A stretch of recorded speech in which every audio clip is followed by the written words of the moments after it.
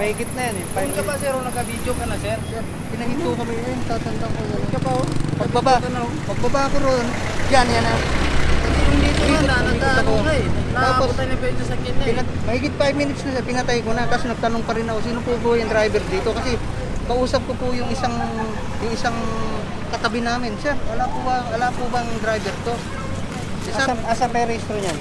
Andiyan po. Nasa yung susi? Opo. Ha? Opo. Sa'yo yan. Sir yan. Sir? Sir Calvi po. Ulit po.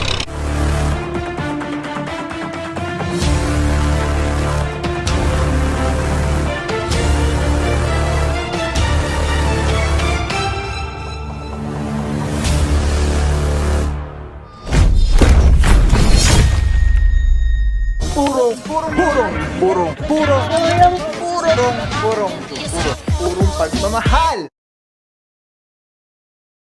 Alright mga puro, Tandansora at San Luces, good morning. At ito na nga, nakuha na kanina yung hinihila kanina natin na L300. Alright, nandun na daw yung team mga puro.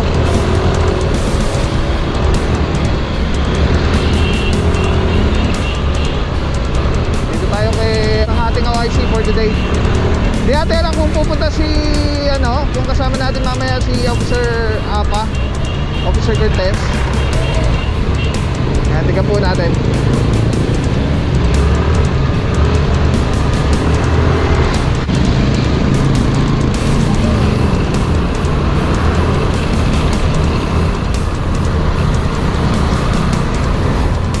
Ayun, nandun nga. Kasama nga natin si Boss Apa.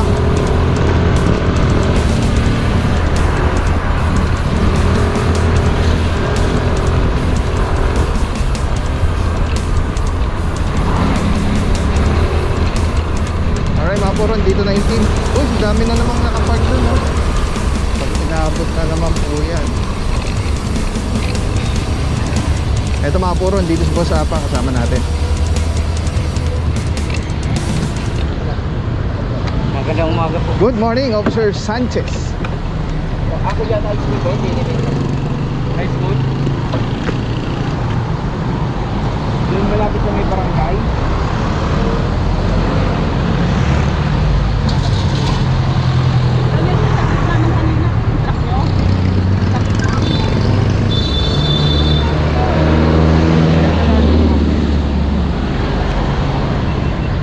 Officer Cortez, good morning sir.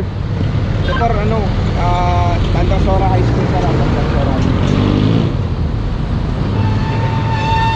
Alright mga puro, so far may nagkahulihan na po dito, no? Kita natin malinis. Pero dito, may nakita tayo dito mga naka-obstruct pa, lalo sa bangketa doon. So baka pag ganun pa lang yung team natin, antabay lang po tayo, kasama na natin si Officer Cortez. Antayan mo muna to, walang lisensya, walang helmet. Kayo mo driver dyan. Yung anak niya. Pating lang po ako sir. Uy, mas may Facebook man, may caregiver po ako sir. Okay po. Pinag-usapan ko lang Asan na po yung driver? Pinawi ko muna. Alright mga puro, sama tayo kay Officer Cortez. May sitwasyon tayo dito. So eto po, huli po nito, violation. Walang helmet. Tapos napagalaman natin, walang driver's license. Ayan, kinuha yata yung lisensya. Kasama ni Madam, nagpatid lang daw siya. Let's go guys. Thank you boss. Mga puro, meron na dito mga nahila I think. Tapos eto, inihila currently isang Innova. Officer Santa Cruz, Arugay, Officer Parama. Kasama natin din leader sa atin, si Officer Malyari and Officer Cortez. Kasama rin natin dito Officer Mendera. Magpwesto lang tayo maganda-ganda.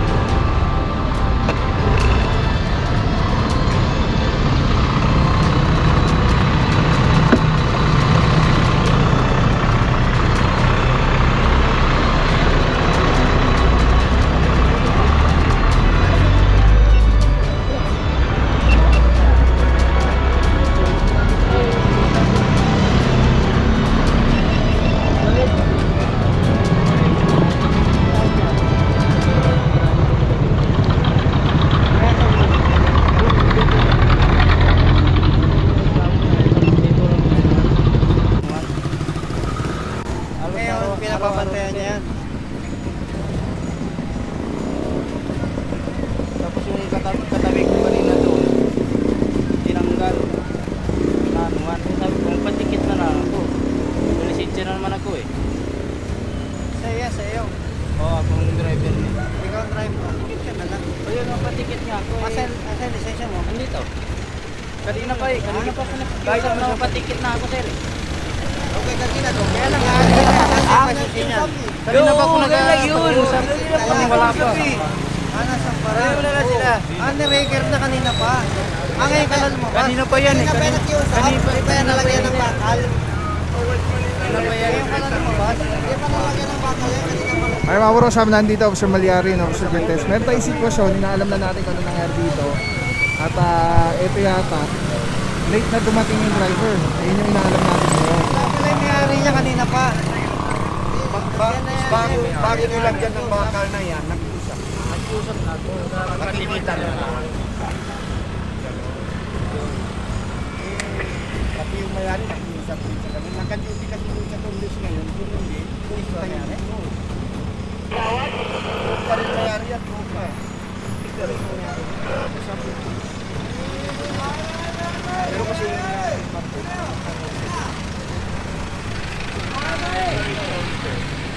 Ay, si Mantin. Mantin!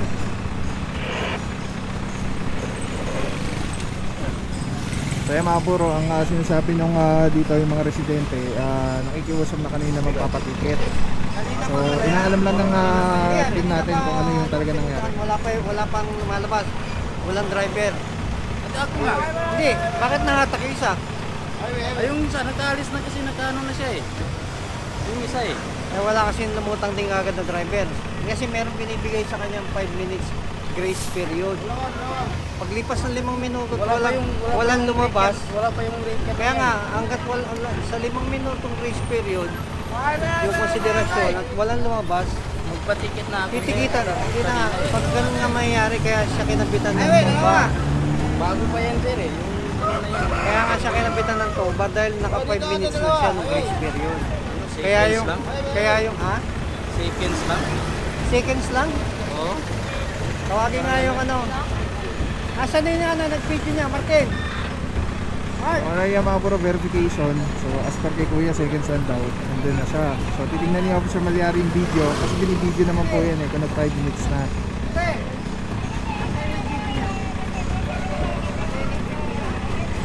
Yung video niya, naka 5 minutes ba? Pati, pakita mo rin sa akin. Para malaman natin kung ano talaga yung nangyari dito.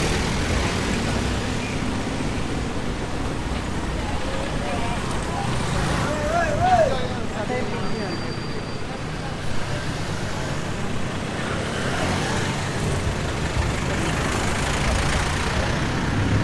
Yeah, sir. Mahigit 5 minutes. Teka. Mahigit 5 minutes yun. Kasi may binibigay silang grace period na 5 minutes. Ito na yun yan. Sino nga yung mga step natin? Yung oras yun. 5 and 10 seconds. Ito. Opo. Yan po yan. 5 minutes 10 seconds. Oh, hindi ka pa nagkaano nga. Doon ka pa nagka-video. Hindi, nasa nagka-start tapat. eh. Nasa tapat ako sir. Bumaba ako kaya hindi Hindi kaya ka pa nagka-start nga. Oh, tingnan mo. Oh, tingnan mo yung video. Ayan nga, tingnan mo na. Ayan o. Oh. Doon ka pa nagka-start ka na na mag-video. Bumaba ako sir sa ano sa... Kaya nga 5 minutes 10 seconds. Parang doon ka pa oh. Nagka-start ka na mag-video eh. Bumaba po ako rito sir. Kaya yung isang Tingnan mo yung video na yan. Oh. tapat ng sasakyan ng video. Ay, kiusap na nga ako na mapatikit na nga ako sir eh. Eh, abutin lang sir na. Yan ang titingnan yung video. Wala yan. Dapat dito ka pa nag-start mag-video. Abutin sir. Kaya nga, Ayan, ano, ayan na. seconds, Ayan na. oh. Pinatay ko na agad nung mahigit ano kasi wala ka pa rin. Nagtanong pa nga ako sino yung driver dito. Oh, diyan ka pa nag-ano. Oh, tingnan mo. Wala rin, pasok pa rin sa 5 minutes yun. Ganun pa rin. Talaga doon talaga oh. Ay mga bro, natin na po. Yung sa clip na yun, pasok pa rin sa 5 minutes pa rin. Mahigit na yan eh. Doon ka pa sir, naka-video ka na sir. Pinahinto kami yun, tatanda ko yun. Ka pa oh. Pagbaba ko roon, yan na. Yung dito nga nagkaano nga eh. Tapos, Nakabutan na pa ito sa kanya eh. mahigit 5 minutes na siya, pinatay ko na. Tapos nagtanong pa rin ako, sino po yung driver dito? Kasi kausap ko po yung isang katabi namin, sir. Wala po bang driver to? Asa may registro niyan? Andiyan po. Nasa yung susi? Opo. Ha? Opo. Sa'yo yan. Sir yan. Sir, Sir Calvi po. Calvin, full name. Ano siya? Police po. Mga puro, inaalam lang natin yung ano, ino-confirm lang natin. Pero as per dun sa video, pasok naman siya, pasok sa 5 minutes. Kasi yung nasa truck pa lang si Bossing, parang andito lang siya eh. Oh. Tapos binibidyo siya, nagkakat siya dito. Tapos nakita na natin yung sakyan. So ang point kasi dito,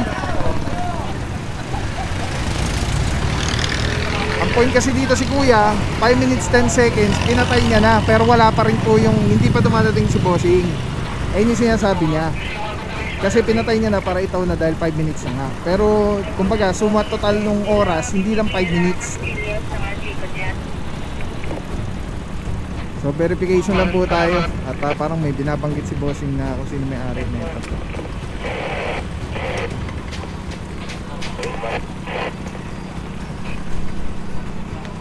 Mga puro, saludo muna. Officer Arugay, good morning Bossing, saludo. Officer Santa Cruz, Officer Mentera, saludo mga boss. At sama rin natin Officer Cortez, good morning Bossing, saludo. Boss Apa, Kausay, and Officer Malyari, Officer Luces, and together with MMDA seated van, Officer Martin, Officer Spinelli, and Officer Herance. Alright, ang tabi lang po mga puro, let's go. Alright mga puro, ayan, napagkalaman natin. Kukuha na pala tayong responde sa kapulisan. Saludo mga bossing. Ayan, sinasir ng QCPD. Dahil kanina pala dito, ang dami daw dito kanina. Hinaharang yung towing team natin. So ngayon, mukhang na-manage naman na yung sitwasyon. At nakausap na yung mga residente dito. At ang feeling ko, as per kay Officer Cortez, ito tow pa rin daw po ito.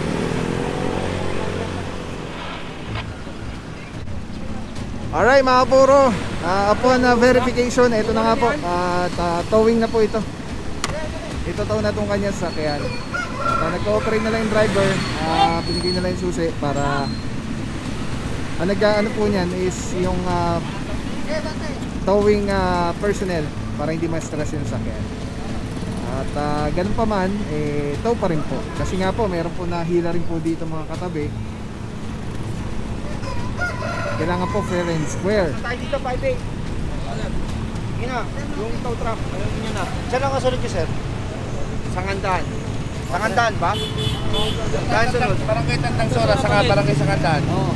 Single ticketing system, ibig lang sabihin nun ay yung uniformity ng pag-enforce ng batas. Trapiko dito sa Metro Manila, para-parehas na schedule of fines and penalties ng bawat violation na karaniwang babaylet ng mga motorista. Sa phase 1 niya, wala pa yung device natin. So ngayon, yung pandinikit, pangkaraniwan natin ginagawa, patuloy pa rin gagawin yun. Nakasanayan na, yun pa rin yung gagawin. Hindi ko kumpisyan na lisensya at i-issue lang ng ticket. Pero ngayon, plus demerit points. Nakakonekta kasi yung system natin ng bawat LGU sa database ng LTO. So ibig sabihin nun, kada huli ng bawat LGU and MMDA ay naka-record sa database ng LTO. So ibig sabihin nun, bawat huli merong kaakibat na demerit points. Depende sa bigat ng offense o nagawang violation ng isang motorista ay doon na katumbas na demerit points. Contestable naman din yun. Pwede mo i-contest within 10 working days. After which, saka lang mag-aalarma sa LTO pag hindi mo binayaran agad or hindi mo kinontest yung ticket na issue sa'yo. Yung demerit points ay napaka-importante rito dahil pag kahit 10 years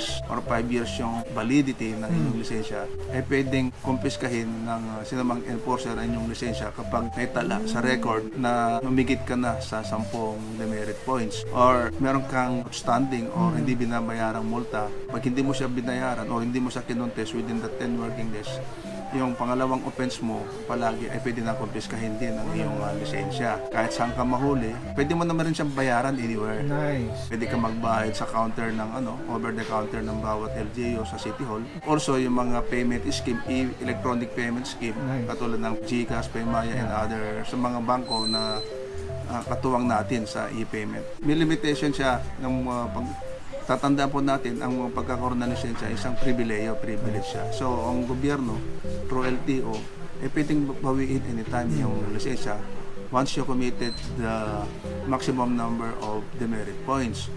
So initially pag more than 10 ay mga pwedeng confiscatein and review yung license mo, pwede kang masuspend depende kung anong kabigat ang inyong mga committed violations, or pag umabot ka ng more than 40 ay that's the time na pwede na sigurong i-revoke ay yung lisensya dahil nga sa sobrang dami na ng iyong violations. So nakagawian dati na bayad ka lang, multa lang, tapos wala na. Pwede ka nang takbo lang ng takbo, violation ka ulit, bayad ka ng multa at walang kakibat na demerit. But this time, through RA 10930, kakibat po doon yung demerit points ng bawat violation. So, nabibilang na po ang number of violations committed ng isang motorista or driver. Sa ating mga kababayan, sana sumunod lang po tayo sa mga lituntunin ng batas trapiko. Ito ay para sa isang road safety measure. Ang intention po natin dito ay magkaroon ng disiplina sa ating lansangan sa pamamagitan natin mga enforcer, sa ating mga motorista. Sumunod lang po tayo, magkaroon ng kaayusan at disiplina para magkaroon tayo ng maayos ang daloy ng trapiko at mabawasan po yung insidente ng mga banggaan o road crashes. Kami po yung umaapila sa inyo, magkaisa po tayo, pagtulungan po tayo para sa kakaunlad ng ating lungsod, para kakaunlad ng ating bansa. Bibig sarap lang, Telesim Philippines. Grabe, sobrang solid nito mga bro. Ito lagi natin kasama sa mga operation, sa mga vlogs natin. Tatanggalin nyo, twist nyo lang yan to the left. Tapos ayun na. Pwede mo ng handheld camera na siya. Tapos, ang ganda. Diba? Hindi ka mukhang yung parang may nakasabit sa'yo na weird. Ganda. Ganda ng kulay. Pogi pa rin. LSC number 1. Let's go. Purong pagmamahal. Maraming salamat sa'yo. Walang papapaw. So, thank you so much sa walang sawang support, tiwala. Wala akong masabi kundi thank you so much. Thank you sa Panginoon at ingat kayo palagi. Again, kung wala akong papapaw. So, thank you so much. God bless you. Purong pagmamahal. Thank you so much. God bless.